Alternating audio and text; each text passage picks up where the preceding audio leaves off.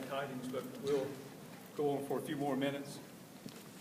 Yeah, I think with all of this, is there any statistic as to what percentage of the campus area is devoted to parking or parking decks? We can certainly do the calculation. I don't have it.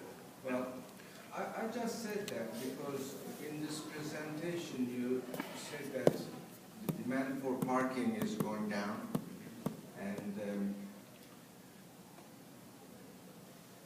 well, all of this, I'm thinking, all this planning, the designing, is maybe based on last year's statistics. The way things are moving into the future presents altogether a new picture. There's more online education.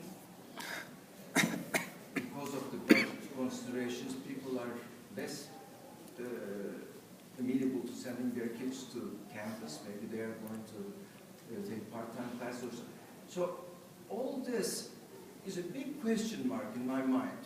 Like, we are making this vast expansion and throwing a huge party and nobody comes. And also, the other thing that strikes me is it's rather like cowboy mentality, you know, like we've used up this ground, Westward Ho, except in this case it's Southward Ho, you know, because of the economic situation, south of Lee Street is easy grabbing, and this is the time we can go and grab this land. Well, this is not just in Greensboro, it's all over the country. The universities are expanding their boundaries because the economic situation allows that. So let's grab that land, and if we use it for playing fields or parking today, tomorrow we can put buildings there maybe, you know? All that is fine, because the university is a public institution, okay? We get an education there, all that. It does good for the community. But the community needs to be considered also in this expansion.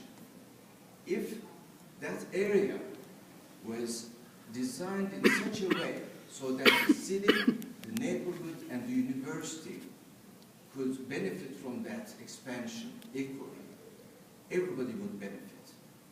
Right now, there's a lot of animosity. There's a lot of paranoia. You know, we don't know what's going on. The transparency that we are talking about in this process is not existent. And that's created a lot of bad feelings. It shouldn't be like that because the university is a public institution. You know, we need to have more trust in that institution. I don't know. I think that whole thing goes back to the original planning process. You know, the decision of the university as to what best works for the university and for the community, you know, that should be the blueprint that should define the details of the ultimate expansion. And that, I think, is seriously lacking, in my opinion.